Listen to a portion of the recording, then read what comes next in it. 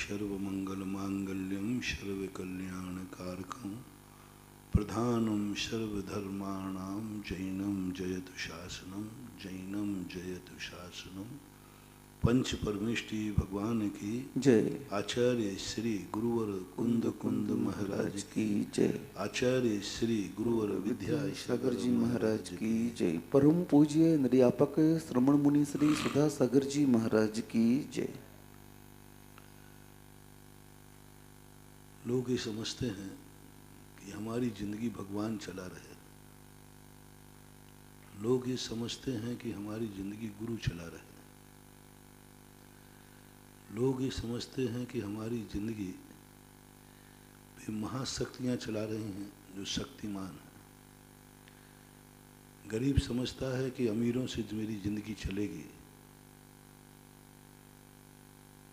पुण्यहीन समझता है कि पुण्यवान हमारी जिंदगी चलेगा चलाएंगे। एक ऐसा भ्रम हो गया है जिस कारण से जिंदगी उजड़ रही है और सृष्टि उजड़ रही है। जब जब व्यक्ति अपनी जिंदगी को अपने से अधिक पुण्यवानों के अधीन करेगा तब तब ये सृष्टि उजड़ जाएगी, विनाश हो जाएगी। क्योंकि ये सृष्टि पुण्यवानों से नहीं बनी है, पुण्यहीनों से बनी है। ये पुण्यहीनों से सृष्टि बनी है पूरी, पुण्यवानों से नहीं। पुण्यवान तो सृष्टि से बहुत ऊपर उठ जाते, वो सृष्टि में रहते ही नहीं है। जिस दुनिया में हमें जीना है उस दुनिया में भगवान है ही नहीं,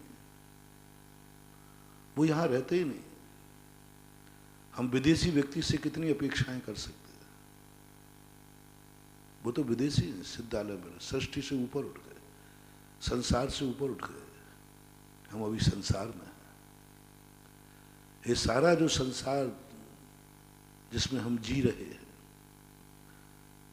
परमार्थ से ऊपर है। परमार्थ को मैं अभी कई दिनों से अलग करते जा रहा हूं।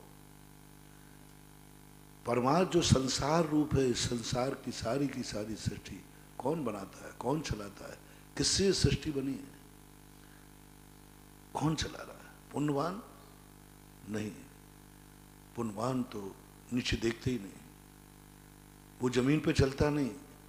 हम जमीन पे हैं, हमारी बस्ती जमीन पर है और पुण्यवान जमीन से बहुत ऊपर है, उसका सोच बहुत ऊपर है, हम तो बहुत नीचे।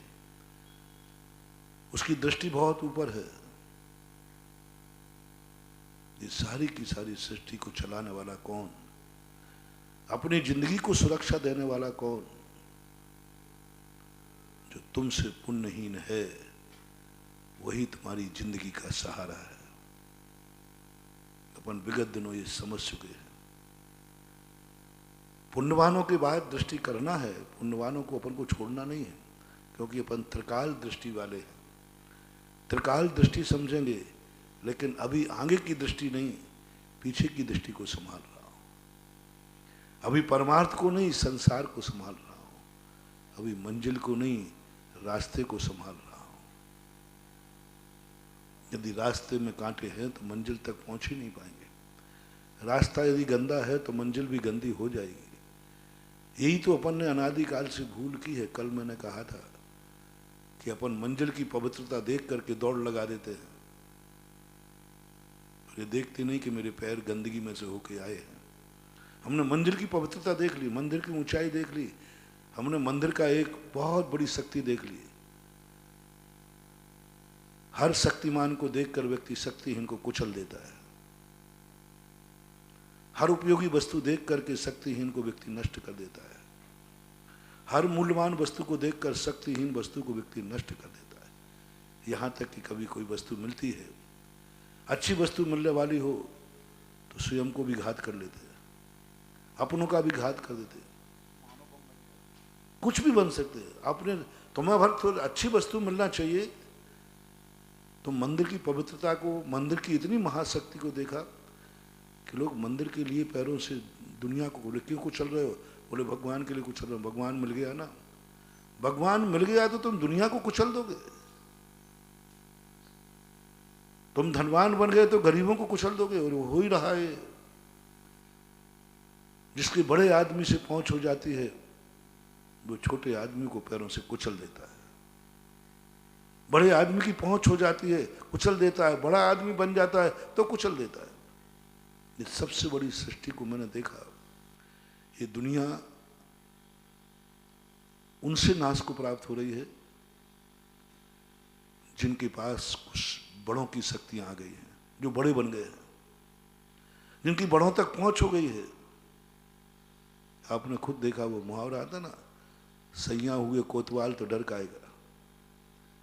यदि घर में एक एसपी आ जाता है सारे रिश्तेदार गुंडे बन जाते हैं, सारे रिश्तेदारों का बोलने का रौब बदल जाता है। रौब बदल, हमारा परिवार का व्यक्ति एसपी है, रिश्तेदार तक बहुत रौब दिखाने लग जाते, क्या समझता है तो मुझे, यानी अब वो दुनिया में अत्याचार करेगा क्योंकि हमें एक बड़े आदमी की संगति मिल गई। ये संसार का सबसे बड़ा वीक पॉइंट है। जब जब व्यक्ति को बड़ों की शरण मिली उसने नीचे वालों को कुचल दिया। जब जब वो बड़ा हुआ नीचे वालों को तुच्छ समझने लगा, पैर की जूती समझने लगा, इडियट। ज्ञानी क्या हुआ? जो ज्ञानी हुए दुनिया को मूर्ख समझ बैठे। घृणा की दृष्टि से देखा, तुम कुछ नहीं जानते, इडियट।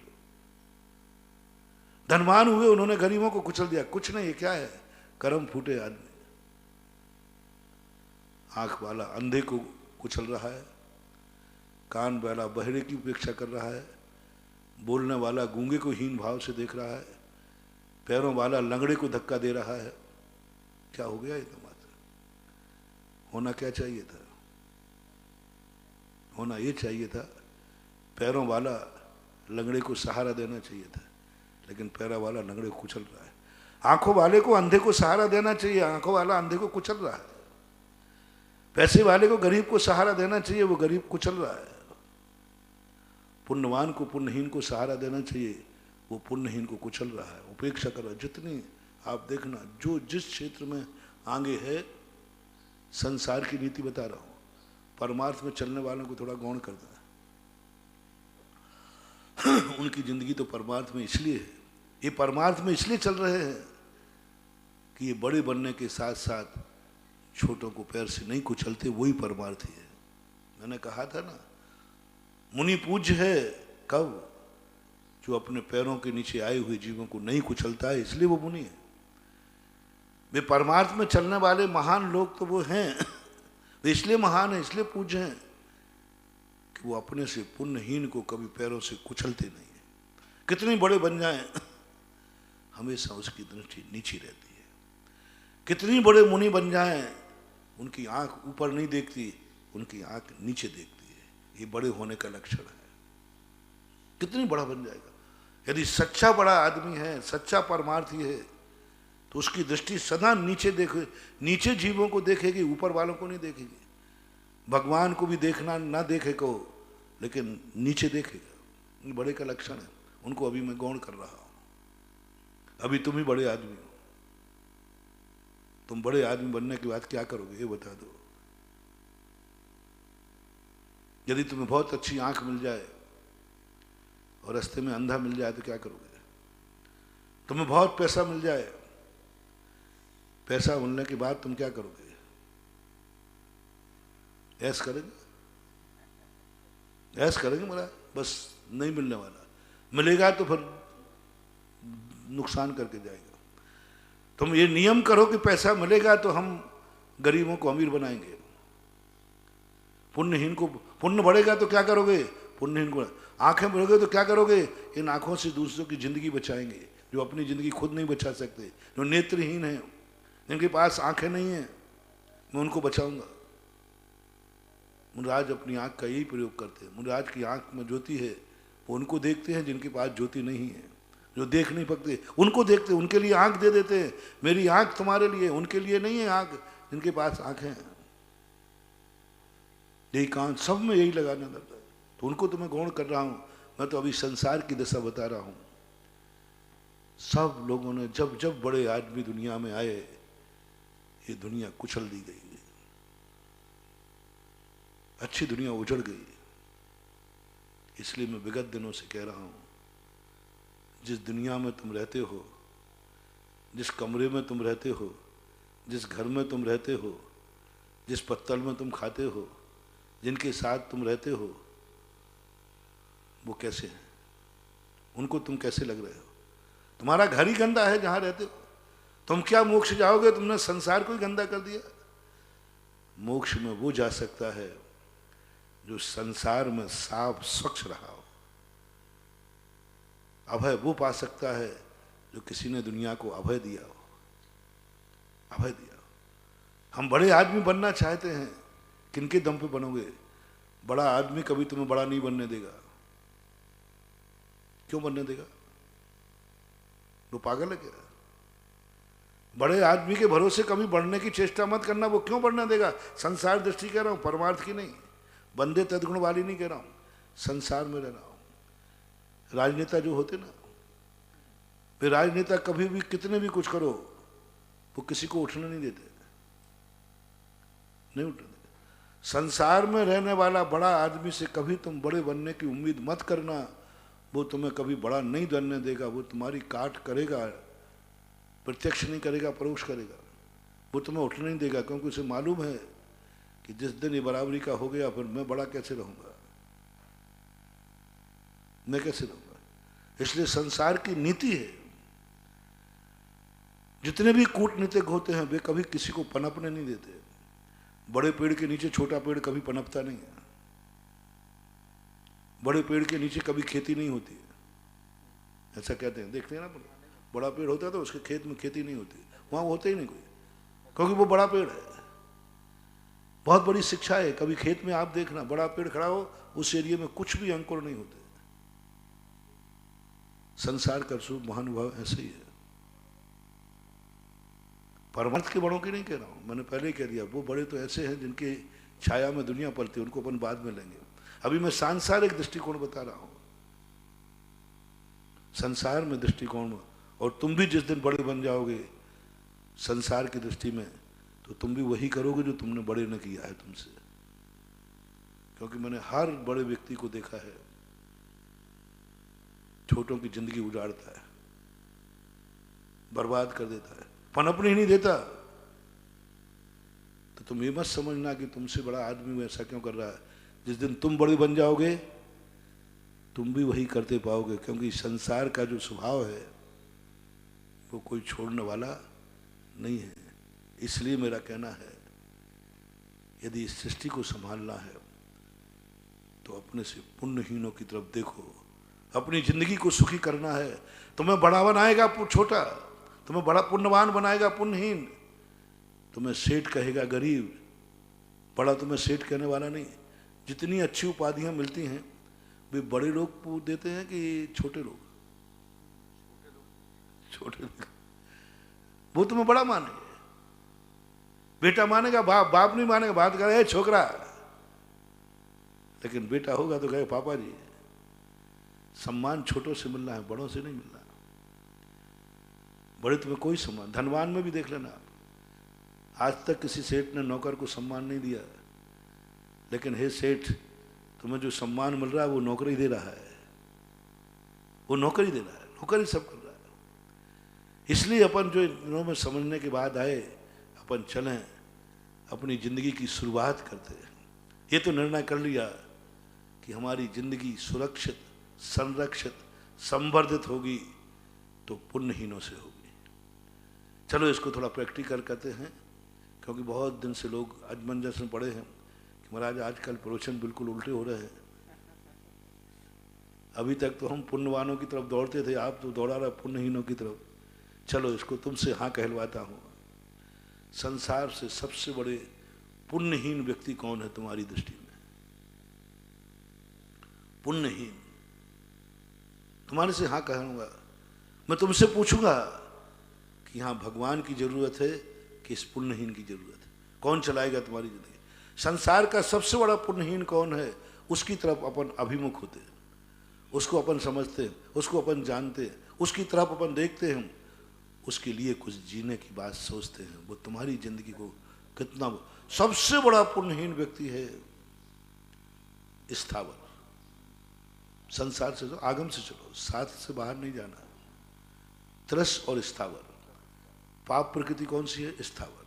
सबसे ज्यादा पुण्यहीन हमारे जैनागम में कहा तो स्थावर के लिए गया। स्थावर कितने होते हैं? 5। इन 5 स्थावरों का देखो, अब तुम्हारी जिंदगी भगवान चलाएगा कि 5 स्थावर चलाएंगे? गुरु चलाएंगे कि 5 स्थावर चलाएंगे? पुण्यवान चलाएंगे कि पुण्य? जिनको पुण्यहीन कहा, आगम से पहले सबसे बड़े पुण्यहीन, किंचित मात्र भी पुण्य नहीं, कोई पुण्य है ही नहीं उनके पास। स्थावर प्रकृति पाप प्रकृति है। उन पुण्यहीनों की तरफ देखो। अपनी जिंदगी कौन बचाएगा? भगवान। हमारे लिए सबसे पहले चाहिए ऑक्सीजन, हवा। भगवान के पास है, भगवान गैस सिलेंडर होंगे शायद, ऑक्सीजन दे देंगे वो। कौन देगा हमें ऑक्सीजन? कौन जिंदा रखें? हम भगवान के भरोसे बैठे। भगवान कहते हैं मैं तो तुझे एक कला दे सकता हूं कि ऑक्सीजन के बिना जिंदा रह सकता है, मेरे पीछे आ जा। भगवान कह रहे देख, मैं जहां पहुंचा हूं तुम वहां आ जाओ। यहां ऑक्सीजन की जरूरत नहीं पड़ती, प्राणों से रहे। प्राणत मदिकंताणम, प्राणों से अतिक्रांत हो जाओ। बोलो, अब प्राणों से अतिक्रांत भगवान कह रहे हैं मैं तुझे प्राणों से अतिक्रांत बना सकता हूं, मेरे पास आ जाओ। अब बोलो, आप प्राणों से अतिक्रांत होने को तैयार हैं कि ऑक्सीजन चाहिए? भगवान कह रहा प्राण रहित हो जाओ।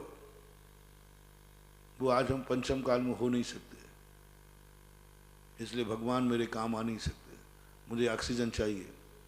फेफड़ों में लंग्स डिस्टर्ब कर रहा है, कोरोना है।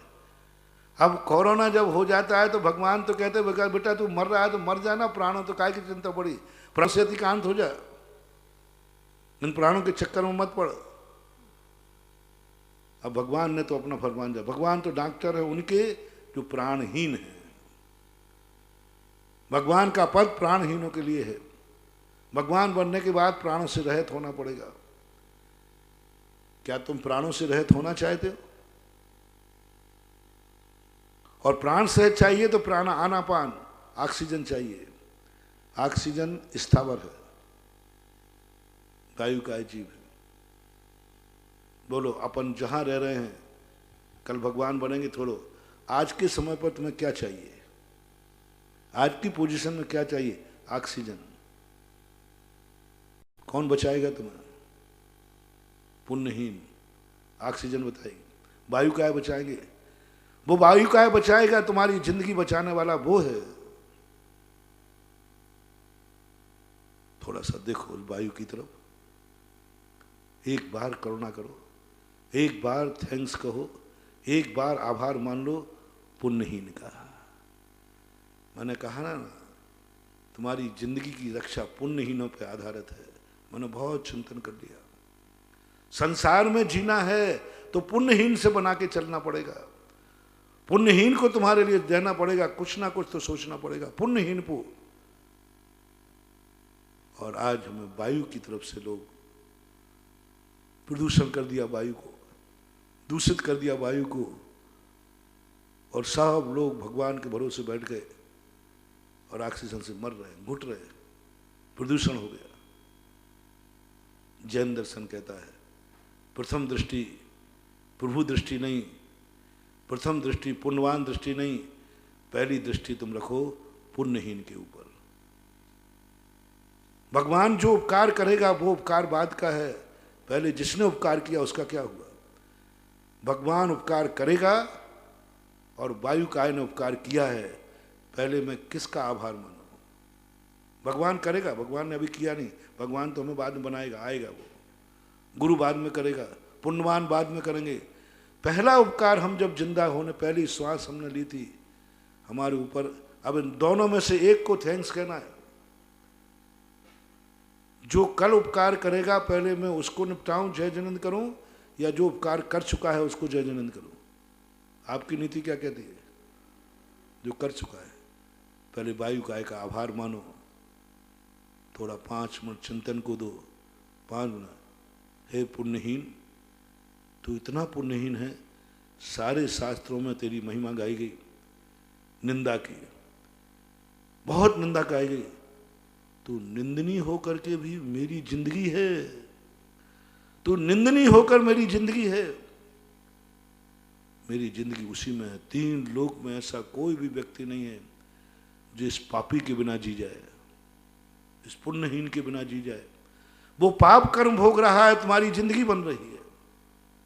वो स्थावर पर्याय में कर्म फल चेतना जी रहा है, तुम्हें ज्ञान चेतना की तरफ ले जा रहा है, तुम्हें जीवित किए है। इसका उपकार तुम नहीं मानोगे क्या? कैसे माने इसका उपकार? महाराज जी अर्घ चढ़ा दें क्या? नहीं। पुण्यहीन तुम्हारा कुछ भी अपमान नहीं करेगा।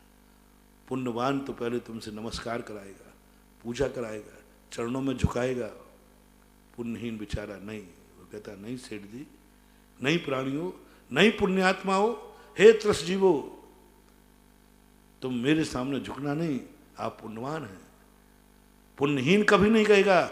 पुण्यहीन बस इतना ही कहेगा कि आप मेरा एक बस स्वीकार कर लो कि मैं तुम्हारे काम आ रहा हूं, मैं अपना पाप कर्म भूल जाऊंगा। तुम एक्सेप्ट ही नहीं कर रहे हो। एक बार आभार कह दो कि वायु का इतना कष्ट पाप होकर के मेरी जिंदगी बचा रहा है, इसको मैं गंदा नहीं करूंगा। लो बस, और कुछ नहीं देना, अर्घ नहीं चढ़ाना। मैं ऐसा कोई कार्य नहीं करूंगा जिससे वायु प्रदूषण हो। आज विज्ञान ने यही भूल की और महावीर ने यही अच्छी की थी। महावीर ये यंत्र बनाना जानते थे, सब जानते थे। ऐसा कोई भी विज्ञान आविष्कार नहीं कर रहा जिसका आविष्कार भगवान महावीर नहीं जानते हो। फैक्ट्री जानते थे, ये जितने कैमरे हैं, ये तुम अंतरिक्ष में जा रहे हो, ये सब कुछ भी एक भी चीज नहीं है जो भगवान के ज्ञान में नहीं झलकी हो। लेकिन उन्होंने उपदेश का रूप नहीं दिया। ज्ञान से जाना तो सब जानते थे, सब जानते थे।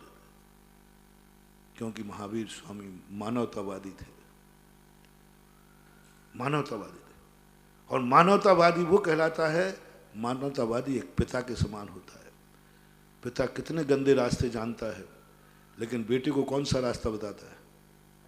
अच्छा रास्ता, इस रास्ते पे चलना। बेटे को मालूम है कि शराब का अड्डा के जाता है रास्ता, गंदे पे जाता है, लेकिन वो बताएगा नहीं, जानता है। इसलिए इसको पिता कहते हैं। भगवान को जगत पिता क्यों बोलते हैं? क्योंकि पिता का निश्चित लक्षण होता है। यदि वो जगत पिता है तो जगत उसकी संतान हुई, और पिता संतान को अच्छा रास्ता बताता है, गंदा रास्ता जानता है लेकिन बताएगा नहीं। सर्वज्ञ भगवान जगत पिता है, वो गंदे रास्ते जानते हैं लेकिन बताएंगे अच्छा रास्ता। उन्होंने कहा नहीं, मैं फैक्ट्री, मैं ये यंत्र, मैं ये गाड़ियाँ, उन्होंने बैलगाड़ी बताई। ऋषभदेव अवध ज्ञान से जान सकते थे मोटर गाड़ी जान सकते थे, बैलगाड़ी क्यों बताई? अवध ज्ञानी थे जन्म से ही, और तीर्थंकर का अवध ज्ञान बहुत बड़ा होता है मानवा, थोड़ी मोटी चीजें जाने दे। उन्होंने ये मोटर गाड़ी, रेलगाड़ी, प्लेन गाड़ी क्यों नहीं बताई? बता सकते तो उनके ज्ञान में था, लेकिन उन्होंने बैलगाड़ी बताई। कितने बड़े बैलों से, कितने बड़े, आज तक हजारों बैलों का कष्ट मुझे आता। ट्रैक्टर चलाना सिखा देते ऋषभदेव, जानते थे वो, मुझे मालूम है। मैंने शास्त्रों में पढ़ लिया, ऋषभदेव ट्रैक्टर जानते थे, ट्रैक्टर कैसे बनेगा। लेकिन उन्होंने बैलों के ऊपर जुए रख करके एक अचेतन से जो कार्य हो सकता है, चेतन से क्यों कराया? यदि ऋषभदेव शुरू से ट्रैक्टर की उपाधि देते, ट्रैक्टर से खेती करना सिखाते, तो कितना अच्छा होता। बैलों का कितना सुख मिलता। ये मोटर गाड़ी, ट्रक वगैरह सब चलवा देते। ये आजकल लाद के नहीं जाते लोग घोड़ा गाड़ी करने के लिए। नहीं, ऋषभदेव ने जानते थे, वो मानवतावादी थे। उन्होंने कहा ये ट्रैक्टर और गाड़ी एक दिन इस सारी दुनिया को प्रदूषित कर देगी। सारी दुनिया ही जिंदा, मनुष्य भी जिंदा नहीं रह पाएगा। बैल को कष्ट होगा, लेकिन बैल भी जिंदा रहेगा और मानव भी जिंदा रहेगा और दुनिया जिंदा रहेगी। उन्होंने बैल से खेती करना, जो लोग आजकल सबसे बड़े पापी वो हैं गौहत्या के, सबसे बड़ा पापी वो है जिसने ट्रैक्टर चलाया। सबसे बड़ा पापी है खेती के लिए, सबसे बड़ा पापी। आज गौवंश की हत्या क्यों? पहले एक बैल होता था पैदा, लोग गर्व करते थे बैल हुआ है, खेती काम आएगा। गौवंश से चक्रवर्ती की वैभव संपदा थी, और आज बछड़ा हो जाए तो क्या करूंगा, ये कट न जाएगा। आज बछड़े, आज गौवंश क्यों कट रहा है? वे मूर्ख लोगों के, जो कई लोग कैसे कहते हैं महाराज हम तो बैल को जोतते नहीं हैं, क्यों? बैल को कष्ट होता है इसलिए अपन ट्रैक्टर से कराने गए। अरे बैल को कष्ट हो रहा था, अब तो वो कट रहा है। जब पालतू जानवर अपने सेठ के काम आता है, कभी उसको कष्ट नहीं होता। हाथियों को गजत में बंद कर दिया, कटेंगे अब हाथी। मैंने तो कहा था कि भाई यदि हाथियों के दुश्मन हैं जिन्होंने महोत्सव में बुलाना बंद कर दिया हाथियों को, इसलिए उस पर बैठेंगे, उसको कष्ट होगा। मैंने हाथी से पूछ लिया, उसको कुछ कष्ट नहीं होता, कुछ कष्ट नहीं होता। आप खोल के देख लो हाथी को, वो उसी के दरवाजे पहुंचेगा। खोल के देख लो बैल को, उसी दरवाजे पहुंचेगा, किसान के दरवाजे। आप देख लेना कभी, यदि बैल को कष्ट होता, कष्ट आदमी को भागता है, लेकिन बैल को आप कहीं बिल्कुल छोड़ दिए, आप बिल्कुल मत आइए, वो अपने मालिक के दरवाजे आएगा। बैल भी समझ रहा है ये तो मुझे थोड़ा कष्ट ही देता है, लेकिन मेरी जिंदगी इसी के पास सुरक्षित है। आज जैसे बैल कट रहे हैं क्योंकि आपने खेती करना बंद कर दिया, बैलगाड़ियां बंद कर दी, आज सारा पशु कट रहा है। ऐसे हाथी कटेंगे, क्योंकि हाथी और किसी काम का नहीं, जिंदा हाथी लाख का, मरा 1.25 लाख का, ऐसी उक्ति है। तो कोई काम का ही नहीं, हाथी सब मार डालेंगे। और धार्मिक कार्यक्रमों में हाथी बुलाते रहोगे तो हाथी जिंदा रहेगा, वो आजीविका देगा, उनको पालेगा। तो ये सोच जो विज्ञान का है, यही विनाशकारी है। मशीनरी युग ला करके उन्होंने सबसे बड़े उपकारी को नष्ट कर दिया, वायु प्रदूषण। ऋषभदेव ने अपने विज्ञान से जाना था, यदि मैं यंत्र का उपयोग कराऊंगा तो वायु प्रदूषण हो जाएगा। वायु तो प्राण है, इसको स्वच्छ रखना है। कोई यंत्र का उपदेश नहीं, षट कर्मों में कहीं यंत्र नहीं आया, यंत्र का प्रयोग नहीं। ऐसा एक भी यंत्र नहीं आया जिससे प्रदूषण फैलता है। जो यंत्र सामान है वो यंत्रों से कोई प्रदूषण नहीं बोलता। ये सोच फिर से लौटाओ। आज सारी दुनिया में प्रदूषण, कोरोना के लिए मास्क लग रहा है। एक दिन ये विज्ञान सारी दुनिया में 24 घंटे मास्क के बिना आप निकल नहीं सकोगे, ऐसा लोगों ने कहा है।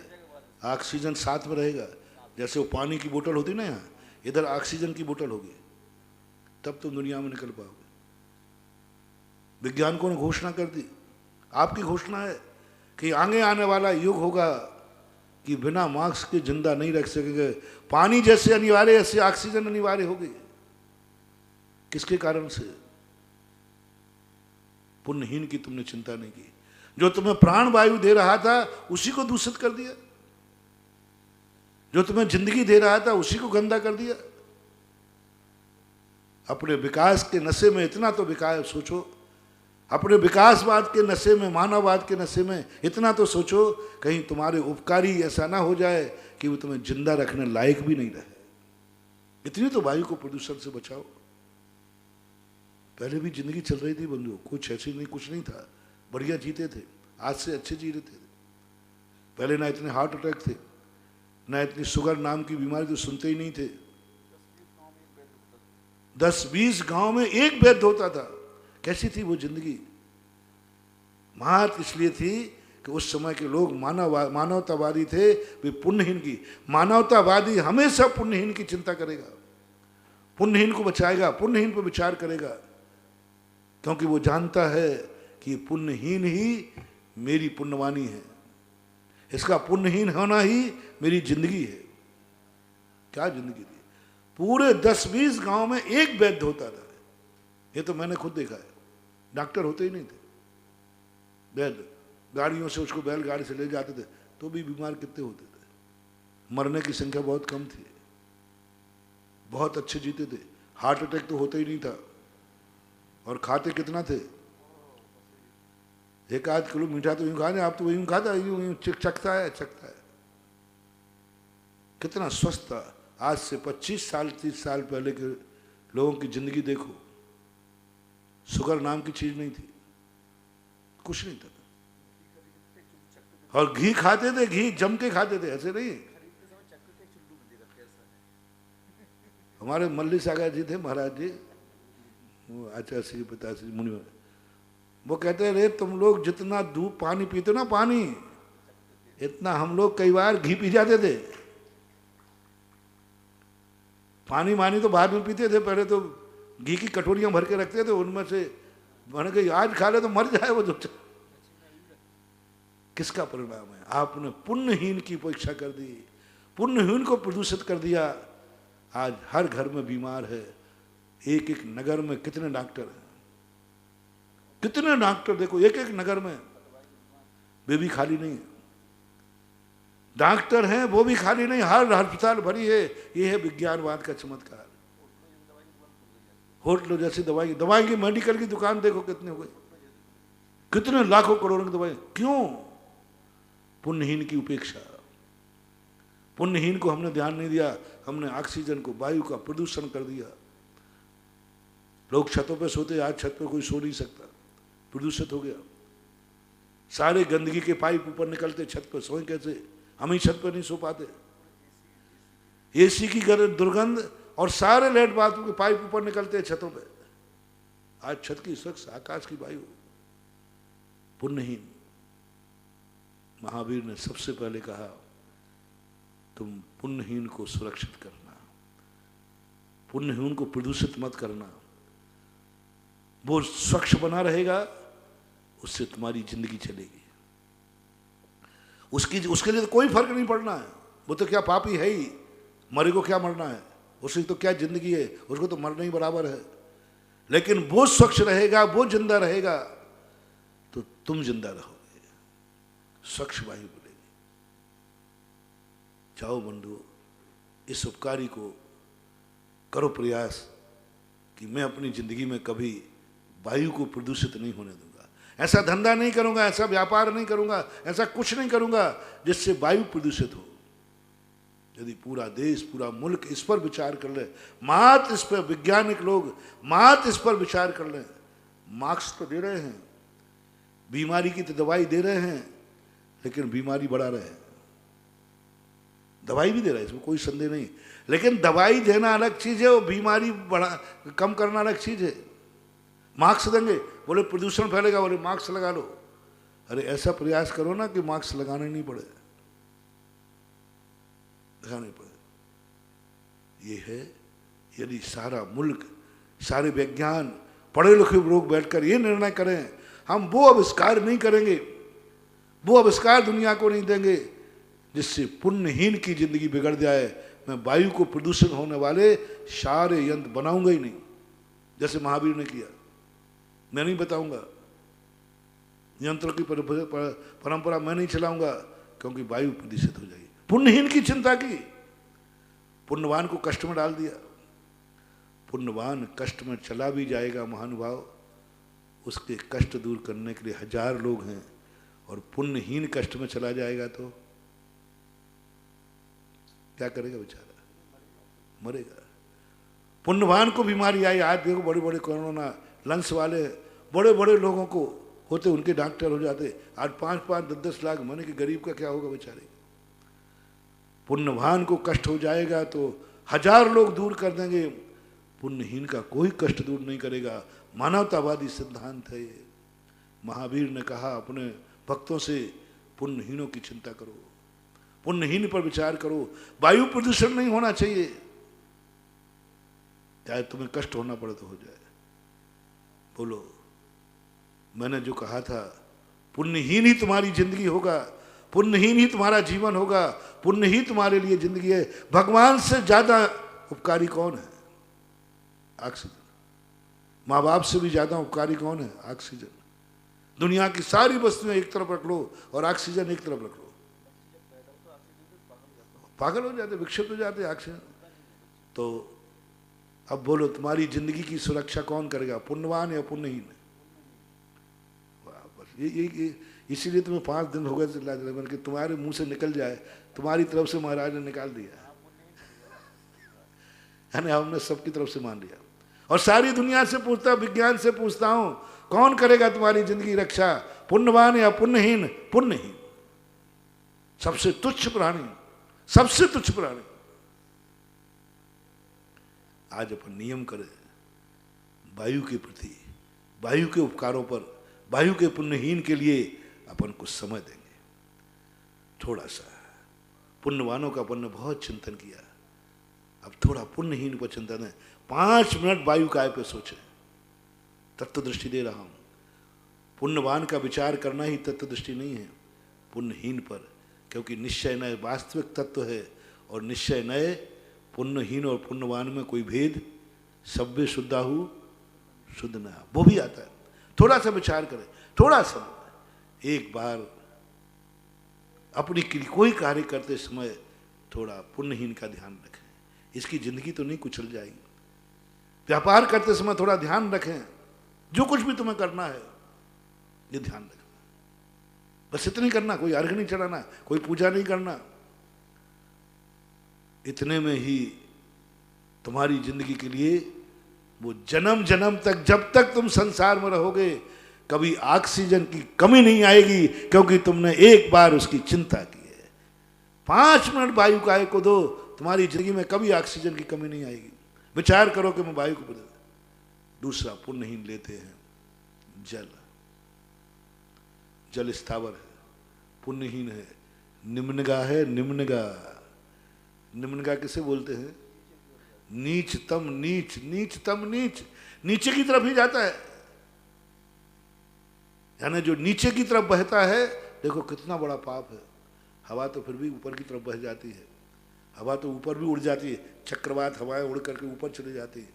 पानी नीचे की तरफ बहना कैसा पापी है, कैसा पाप कर्म लेके आया कि बेचारा नीच में जन्मा और नीचे ही जिंदगी गुजारना, ढलते ही जाना है, ढलते ही जाना है, ढलान की तरफ बढ़ता जाता है। ये पुण्यहीन है, इसके बिना, वो पुण्यहीन है। आप उसके बिना कितने दिन जिंदा रह सकते हैं? 1 दिन, 2 दिन, 3 दिन, 4 दिन, मुझे तो पता नहीं, मैं तो चाहे 2-4 दिन में ऊपर चला जाऊं। तुम हो सकता है 8 दिन रह जाओ। कहाँ है ताकत? उसमें भी कितनी तकलीफ होगी, कितनी वेदना होगी। 1 दिन का उपवास करते, दूसरे दिन पानी को ऐसा पहला घूंट कैसा लगता है? अनंत चौदस के दूसरे दिन अमृत, अरे पहला घूंट तो ऐसा लगता है अमृत मिल गया हो। अब बोलो उस पुण्यहीन की दशा, वो पुण्यहीन तुम्हारी जिंदगी है, वो पापी है, पाप कर्म जी रहा है, लेकिन तुम्हें जिंदगी दे रहा है, तुम्हारी जिंदगी है, उसे मत कुचलो, उसको मत दुरुपयोग करो, मत उसको प्रदूषित करो। कुछ नहीं चाहिए, पूजा नहीं चाहिए जल को, बस उपकारी के प्रतिभाव लाओ। जल मेरा उपकारी है, मैं जल को दूषित नहीं करूंगा। सारी नदियां दूषित कर दे। आज पानी का तुम उपयोग ज्यादा करते हो या पानी को दूषित ज्यादा करते हो? दूषित ज्यादा। गंदगी देख लो, सब दिन घर में देख लो, पानी पीने के काम कम आता है, 90% लोग पानी को दूषित करते हैं। जितना पानी तुम पीते नहीं हो, उतने से तुम टॉयलेट बाथरूम साफ करते हो। पानी था जीवन दान, उपकार के लिए, और तुमने कितना, आज 1 लोटे में जाता था व्यक्ति शौच, और 1 लोटा लेके जाता था, और आज कितना चाहिए? 10-15 लीटर एक व्यक्ति निपटा देता है। और नहाने सब देखो, पानी को प्रदूषण करने, पानी करे क्या? तुम तो अपनी चिंता करो। ये विज्ञान ने उस पानी की तरफ चिंता नहीं की कि हम ये लेट बाथरूम बनाएंगे, पानी का क्या होगा? इतने हम बूचड़ खाने खोलेंगे, पानी का क्या होगा? इतने हम यंत्र बना देंगे, पानी का क्या होगा? एक गाड़ी की सफाई, बैलगाड़ी की कभी सफाई नहीं होती थी, एक गाड़ी की सफाई देखो, हर दिन कितने बाल्टी पानी, हर व्यक्ति, कई लोगों की तो गाड़ियां प्रतिदिन धुलती है, कितना प्रदूषण। एक एक बूंद पानी को तरस जाओगे, ध्यान रखना। ऐसा दिन आएगा समुद्र का पानी पी नहीं पाओगे और दुनिया में पानी बरसेगा नहीं, क्योंकि हमने उस पुण्यहीन को कुचल दिया। आज गंगा यमुना नदियां देखो, महानुभाव, कुछ नहीं, मैं तुमसे कोई पूजा नहीं कराऊंगा, कोई उनकी जल की पूजा नहीं कराऊंगा। जैन दर्शन तो वैसे ही नहीं कराता, पुण्यहीन की पूजा होती ही नहीं, पुण्यहीन की पूजा की नहीं जाती, पुण्यहीन की पूजा करना हमारे यहाँ मिथ्यात है। बस इतना सा चाहते हैं कि पुण्य को, हर फैक्ट्री वाला एक नियम ले ले कि मैं अपने घर, अपनी फैक्ट्री की नाली नदी में नहीं भेजेंगे। हर गांव के लोग नियम ले लें कि ये नालियां जो हैं नदी में जाके नहीं जाएंगे। सांगानेर की नदी देखी मैंने, शास्त्रों में पढ़ा, 16वीं शताब्दी में सरस्वती नदी का क्या वर्णन किया है, गजब का वर्णन। और जब मैं वहां शौच के लिए गया, देखा तो पूरी नाली बह रही, पूरा शहर का पानी उसमें बह रहा है, काली। यमुना नदी में जब गया मैं, शौरीपुर बटेश्वर में, मैं उसी नदी किनारे ध्यान करता, मैंने कि हे गंगा जमुना, तुम्हारा जल तो अमृत माना जाता था, आज क्या हो गया। गंगा देखो, जमुना देखो, सरस्वती देखो, सब नदियां गंदी कर डाली। किसने? विज्ञान ने, विज्ञान के माइंड ने, बड़े आदमी बनने की होड़ में, बड़े आदमी बनने की होड़ में, अमीर बनने की होड़ में, आकाश में उड़ने की होड़ में, जो जीवन देने वाला पानी है उसको गंदा कर दिया। एक दिन ऐसा आएगा, पानी के बिना तड़प के मर जाओगे। क्या करेगा ये विज्ञान, क्या करेंगे ये फैक्ट्रियां, क्या करेंगे ये सब कुछ। पानी जहां से निकलता है वो तो गंदा हो गया। आज हर पानी, पहले लोग नदियों के पानी पीते थे, स्वच्छ रहते थे, आज तो नदी का पानी पीना बंद है, बिस्लरी का गंदा हो गया, छू नहीं सकते, नहा नहीं सकते। बस तुम्हारी इतनी कृपा हो जाए कि जल को गंदा बनाना बंद कर दो, जितना जरूरी हो उतना बनाओ, कम से कम इतना तो करो, जल के प्रति तो उपकार तो करो, जल को कम से कम वेस्टेज तो मत बहाओ। एक जल की बूंद में हिंसा की दृष्टि से देखा 36,450 जीव मरते हैं, और एक एक लोटा पानी कितना कीमती है। आज मरने वाले को बहुत कीमती होता बंधु, एक जल की कीमत बहुत बड़ी है। एक कहानी शायद मैंने कई बार सुनाई होगी। एक राजा, बहुत बड़ा राजा था, जंगल में भटक गया, जंगल में भटकते प्यास लग गई, मरने की स्थिति आ गई, कुछ नहीं, कोई उपाय नहीं। उसने घोषणा की, आवाज चिल्लाया, किसी कोई मुझे एक लोटा पानी दे दे, उसके बदले में मैं अपना आधा राज्य दे दूंगा। राजा ने सोचा जिंदा तो रह जाऊं, मर जाऊंगा तो पूरे जाएगा। एक बकरी चराने वाला गडरिया था, उसके पास बोतलें होते हैं, वो आया, एक वो अभी तक तो वो जिंदगी भर अपना दुर्भाग्य मानता था, आज पता चला कि एक तमूड़े में जो पानी है इसका कीमत है आधा राज्य, आधा राज्य। इतना महंगा पानी है, मैं तो इसको निर्मूल समझता था। यूं आप लोग सब ऐसे समझते हैं, ऐसे समझते हैं, इसकी क्या कीमत है? एक तमूड़े का पानी आधा राज्य। वो तो चकरा गया, दौड़ा आया, बोले साहब क्या बात है? बोले साहब पानी पिला दे। बोले मूल आधा राज्य। आज पता नहीं चल रहा, थोड़ा पानी है ना, आधा राज्य दे दिया उसने, लिखवा लिया एक लोटे पानी की, पानी की बहुत बड़ी कीमत। जब अटक जाते हैं एक एक बूंद को तरसते हैं लोग। इसलिए उस पुण्य, किडनी वाले को डायलिसिस होता है। आपसे कहना यही है, हर व्यक्ति का एक नियम ले ले, जल को जब फेंके, जल को जब बर्बाद करे, जल को दूषित करे, उस समय बस इतना सा सोच लो, ये जल मेरा उपकारी है, ये जल ही मेरी जिंदगी है, जल ही मेरी सुरक्षा है। यदि जल को गंदा कर दूंगा तो फिर होगा क्या? इसको फेंको मत, जितना चाहिए। आज एक लोटे में 3 लोग मंजन कर लेते थे, दातुन होती ना मंजन, 3 लोग करते थे। चिंता मत करना, उतने उस समय पारिया नहीं होते थे, दांतों की बीमारी नहीं थी, दांतों के डॉक्टर नहीं होते थे, लौंग का तेल लगा लिया, ठीक है, नीम की पत्ती लगा लिया, काम चल जाता था। दांत खराब नहीं होते, 3 लोग लोटा, एक लोटे में 3 लोग मंजन कर लेते थे, मुंह धो लेते थे। आज देखो कितना कितना वेस्टेज। एक टुल्लू नल से पानी लेते हो, जब तक वो मुंह तक आता है तब तक नल चालू है वॉश बेसिन का। बड़े लोगों घर में जा, वो बंद नहीं करेंगे, बार बार बंद थोड़ी करते। अब एक चुल्लू पानी तुमने मुंह तक लाए, उससे 4 चुल्लू पानी जमीन में नाली में बह गया। उपकारी का तुमने ये तो दशा। उपकारी कहता है ठीक है मुंह धोया तो धोया, लेकिन मुझे तूने नाली में बना दिया, निर्मूल कर दिया, अनर्थ दंड। जैन दर्शन पापों में भी सबसे बड़ा पाप है अनर्थ दंड। किस लिए तुमने बहा दिया? आज नहाने को देखो तो, नहाने के लिए नल चालू कर देते हैं, लोटे से नहाते थे, 1 लोटा डाला फिर साफ कर लेते। अब नल चल रहा है, चल रहा है, सावन लगे चल, कितना वेस्टेज है। हम तो कभी कभी देखते हैं, तुम लोग तो वैसी जिंदगी जी रहे हो, तुम लोग अपनी तरफ देखो कितना तुम जल का वेस्टेज करते हो। इतना उपकार करें कम से कम, जो उपकारी है उसका प्रदूषण न करें, पुण्यहीन का कीमत करें। पुण्यहीन तुम्हारी जिंदगी है। आगे चलिए, पृथ्वी का है, मकान कहाँ बनना है?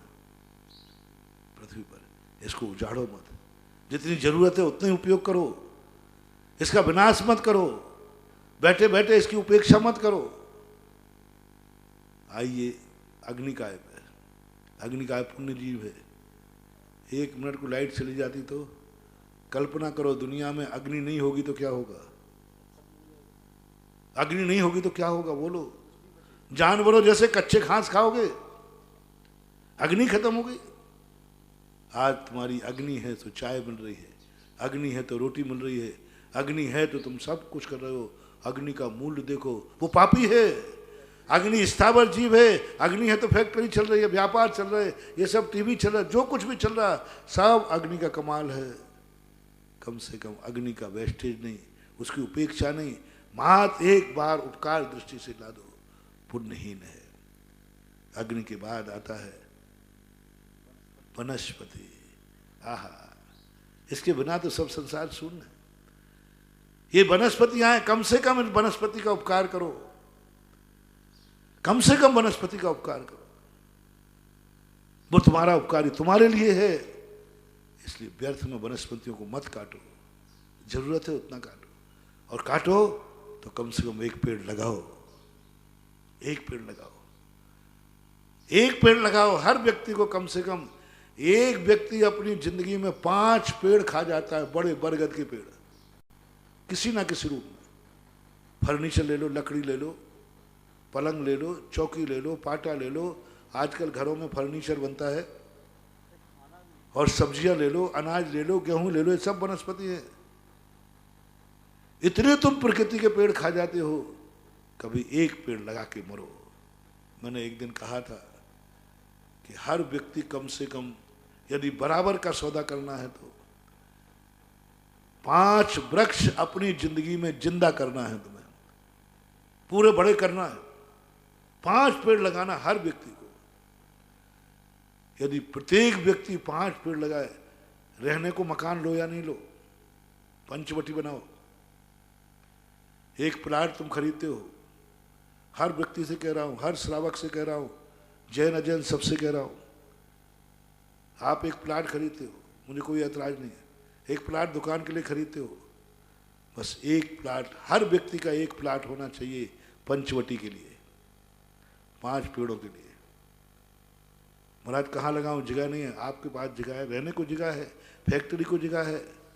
आप हर श्रावा के नियम कर ले कि मैं 5 पेड़ों का एक स्थान जरूर मेरे पास खरीदूंगा, उसी नाम से खरीदूंगा, इसमें 5 पेड़ रहेंगे। 5 पेड़ रहेंगे, बैगन गुलिया गुलाब नहीं, 5 बड़े पेड़ लगाएंगे। और हर मकान का व्यक्ति के पास यदि 5 पेड़ लगाना शुरू कर दे तो दूरी बढ़ेगी मकान की। ये 5 पेड़ों को हम इस स्थान को नहीं काटेंगे, इस स्थान को कभी उपयोग नहीं करेंगे, ये पंचवटी रहेगी। और हर व्यक्ति कर ले तो एक घर में 10 लोग हैं तो 50 पेड़ हो गए। 50 पेड़ों का 1 प्लाट खरीदो, मात्र किस लिए? रहने को नहीं, फैक्ट्री को नहीं, आम पर जामुन, हर, बहेड़े, अर्जुन, कोई बड़े पेड़ लगाओ जो छाया वाले। 5 यानी 50 पेड़ लगाने के लिए हर पूरे परिवार को गोष्ठी करना। यदि आज का प्रवचन सुना है तो तुम्हारी जिंदगी से हर परिवार वालों को कहना है कि हमें एक प्लाट जरूर खरीदूंगा। किसके लिए?